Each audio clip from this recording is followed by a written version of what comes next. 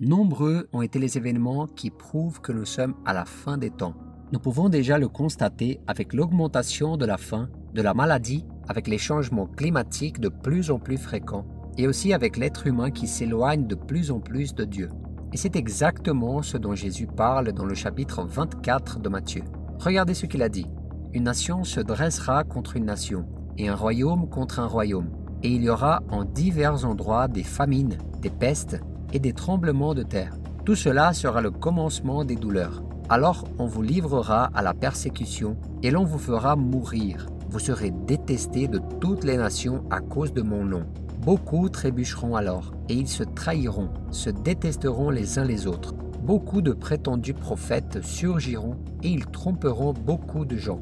À cause de la progression du mal, l'amour du plus grand nombre se refroidira. » Remarquez que la méchanceté est l'une des choses dont Jésus a dit qui augmenterait dans le monde peu avant son retour. Et c'est exactement ce qui se passe aujourd'hui, n'est-ce pas? Ou pensez-vous que le manque d'amour pour les autres a augmenté par hasard? Bien sûr que non. Et celui qui le confirme est l'apôtre Paul. Lisons ce qu'il a écrit dans sa deuxième épître à Timothée. « Sache que dans les derniers jours, il y aura des temps difficiles. Les hommes seront égoïstes, amis de l'argent, vantards, orgueilleux, blasphémateurs, rebelles à leurs parents, ingrats, impies, insensibles, implacables, calomniateurs, violents, cruels, ennemis du bien, traîtres, emportés, aveuglés par l'orgueil, amis du plaisir plutôt que de Dieu. Ils auront l'apparence de la pitié, mais renieront ceux qui ont fait la force. Nous vivons dans les derniers jours et c'est exactement ce que je veux prouver dans la vidéo d'aujourd'hui en vous montrant les 7 péchés qui gouvernent le monde avant le retour de Jésus. Comme ça, vous aurez l'opportunité d'être conscient et de ne pas pratiquer l'un d'entre eux. D'accord? Mais avant de commencer, cliquez sur le bouton like et abonnez-vous maintenant à la chaîne si vous aimez notre contenu. Faites ça plutôt maintenant pour ne pas oublier à la fin et sachez que cela nous motive énormément à produire plus de contenu pour vous. Activez aussi la cloche de notification pour ne jamais manquer les nouvelles vidéos. Regardez cette vidéo jusqu'à la fin et racontez-nous vos impressions sur ce sujet que nous discutons. Alors commençons. Le premier péché, l'égoïsme. Le premier péché pointé du doigt par l'apôtre Paul dans sa deuxième épître à Timothée est l'égoïsme. Et si nous analysons bien, cela se produit déjà énormément. Un coup d'œil rapide sur les réseaux sociaux suffit pour constater que l'être humain est imbu de lui-même, qu'il montre ce qu'il a accompli pour se vanter, sans se soucier de son prochain ni des choses de Dieu. L'égoïsme est l'une des pires maladies spirituelles de tout ce siècle, car il tue l'essence de l'homme et l'éloigne du Seigneur. Cela va à l'encontre du principal commandement de Jésus, qui veut que l'on aime Dieu de tout notre cœur et notre prochain comme nous-mêmes. Et malheureusement, ceci est en train d'envahir le monde.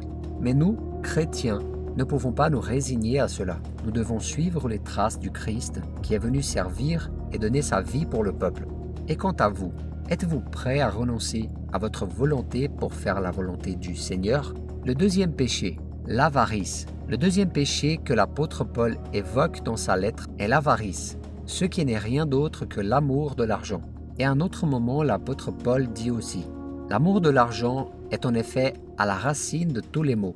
En s'y livrant, certains se sont égarés loin de la foi et se sont infligés eux-mêmes bien des tourments. Avez-vous déjà pensé à la quantité de crimes qui sont commis dans le monde chaque jour à cause de l'argent? Il y a des fraudes, des vols, des meurtres, des guerres, des familles sont détruites et des rêves sont interrompus à cause de l'amour de l'argent. Mais voyez-vous, le problème n'est pas l'argent en soi. L'argent est en fait un don de Dieu pour nos vies, pour que nous puissions subvenir à nos besoins et aider ceux qui sont dans le besoin. Le problème est l'attachement aux choses matérielles. Et ce verset que nous venons de lire dit que beaucoup, parce qu'ils aiment l'argent, ont été tourmentés par beaucoup de souffrances. Et c'est exactement ce qui se passe aujourd'hui. De nombreuses personnes riches, disposant de grandes ressources financières, sont tombées en dépression, souffrent de crises d'anxiété, de crises de panique à cause de leur désir de toujours en avoir plus. C'est pourquoi, mon cher frère et ma chère sœur, faites très attention, car les personnes qui mettent l'argent à la première place cessent de chercher Dieu et se détournent de la foi. Le troisième péché, l'immoralité. Le manque de sainteté est un péché qui a dominé le monde entier en ces derniers jours avant le retour de Jésus. Et à ce sujet, il n'y a même pas besoin d'en dire beaucoup, n'est-ce pas?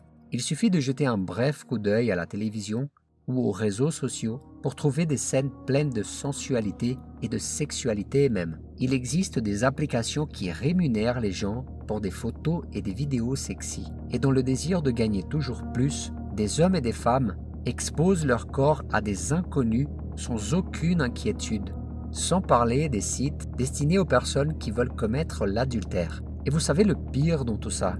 Tout cela est de plus en plus considéré comme normal. Mais l'immoralité est une offense à Dieu, car le Seigneur est un Dieu saint. Voyons ce que dit la Bible. Fuyez l'immoralité sexuelle. Tout autre péché qu'un homme commet est extérieur à son corps. Mais celui qui se livre à l'immoralité sexuelle pêche contre son propre corps. Ne le saviez-vous pas? Votre corps est le temple du Saint-Esprit qui est en vous et que vous avez reçu de Dieu. Vous ne vous appartenez pas à vous-même, car vous avez été rachetés à un grand prix. Rendez donc gloire à Dieu dans votre corps. Mes frères, si nous voulons vivre avec le Christ et régner pour toujours avec lui, nous devons nous repentir de nos péchés et mener une vie de sainteté. Fuyez donc l'immoralité et vivez pour la gloire de Dieu. Le quatrième péché, le blasphème. Il s'agit du péché le plus grave qu'une personne puisse commettre et malheureusement nous le voyons se produire tout le temps, dans les feuilletons, dans les films et les séries, dans la musique et aussi sur Internet. Voyons ce que Jésus a dit. C'est pourquoi je vous dis, tout péché, tout blasphème sera pardonné aux hommes, mais le blasphème contre l'Esprit ne leur sera pas pardonné. Celui qui parlera contre le Fils de l'homme, cela lui sera pardonné.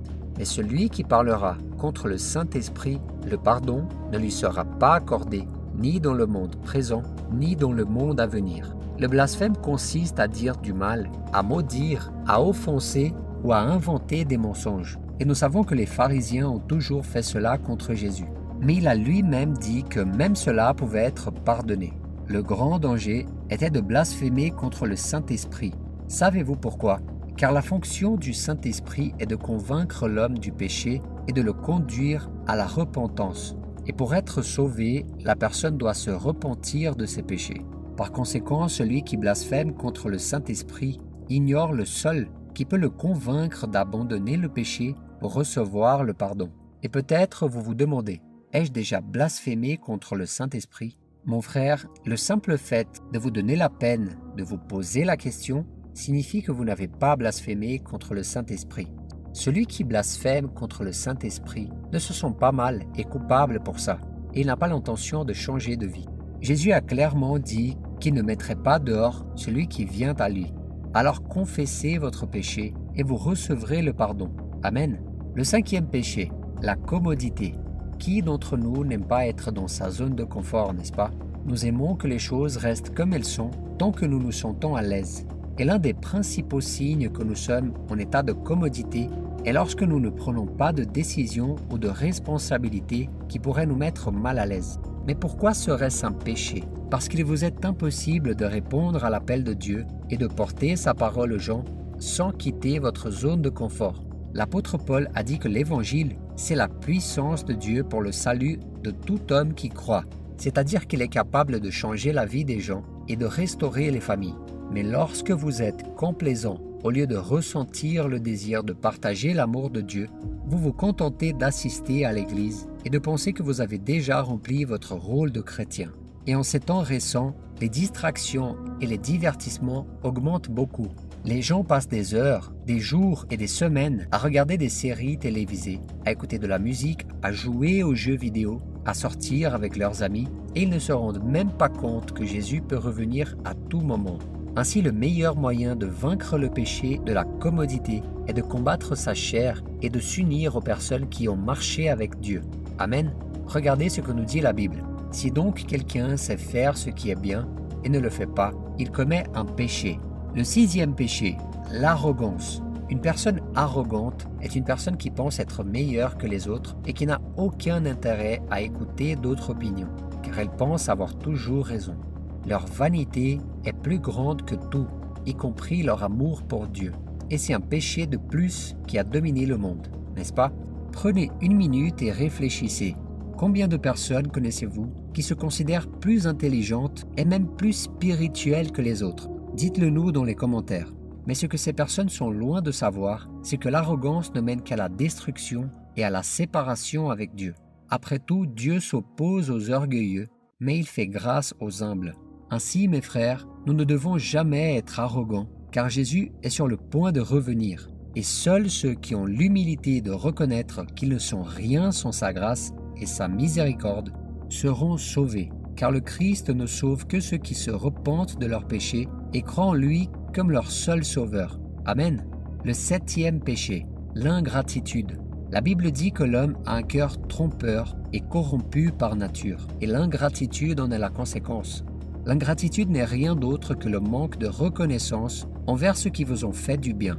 Et soyez sincères, combien de fois avez-vous remercié Dieu pour quelque chose aujourd'hui? Combien de fois l'avez-vous fait hier? Combien de fois avez-vous dit merci au Seigneur? Et lorsqu'une personne devient ingrate, ce n'est qu'une question de temps avant qu'elle n'oublie qui lui a permis d'obtenir tout ce qu'elle a et de devenir tout ce qu'elle est. Et aujourd'hui, malheureusement, nous voyons de plus en plus de gens comme ça. Ils reçoivent des dons et des talents, ils sont bénis par la santé, la paix, les biens matériels, et pourtant ils ne reconnaissent pas la main de Dieu et ne le remercient pas pour tout ce qu'ils reçoivent. Et c'est exactement ce qui est arrivé à Jésus lorsqu'il a guéri 10 hommes lépreux. La Bible dit qu'un seul de ce groupe est revenu le remercier. Et le Christ lui-même s'est étonné du manque de gratitude des 9 autres. Rappelez-vous que cet homme qui est revenu le remercier n'était même pas juif. Il faisait partie d'un peuple considéré comme inférieur. Et savez-vous ce que cela nous apprend? Que les personnes qui ont été sauvées par Jésus peuvent tomber dans la même erreur de ne pas reconnaître l'amour et la miséricorde de Dieu parce qu'elles s'y sont habituées. Alors mon frère, souviens-toi chaque jour de la grande œuvre que le Seigneur a fait dans ta vie et sois très reconnaissant. Amen. Mes frères, celle-ci a été une liste des 7 péchés les plus communs dans nos jours. Bien sûr, il y en a beaucoup d'autres, mais ce que je voulais discuter était particulièrement les péchés les plus courants tout juste avant le retour de Jésus. Il reviendra très bientôt et le Sauveur du monde viendra détruire l'Antéchrist, le faux prophète et son chef Satan. Et comment allons-nous faire face à cela? Chercherons-nous le Seigneur pendant qu'il est encore temps ou continuerons-nous à vivre comme si Jésus ne reviendrait jamais? Le choix vous appartient. Ne laissez donc aucun de ces 7 péchés dominer votre cœur. Amen. Si vous avez aimé cette vidéo, n'oubliez pas de la partager avec vos amis et votre famille. Abonnez-vous à la chaîne, n'oubliez pas votre commentaire et ensuite regardez ces vidéos que nous vous avons laissées en recommandation. Je suis sûr qu'elles contiennent des infos indispensables pour vous. Que Dieu vous bénisse et à la prochaine vidéo.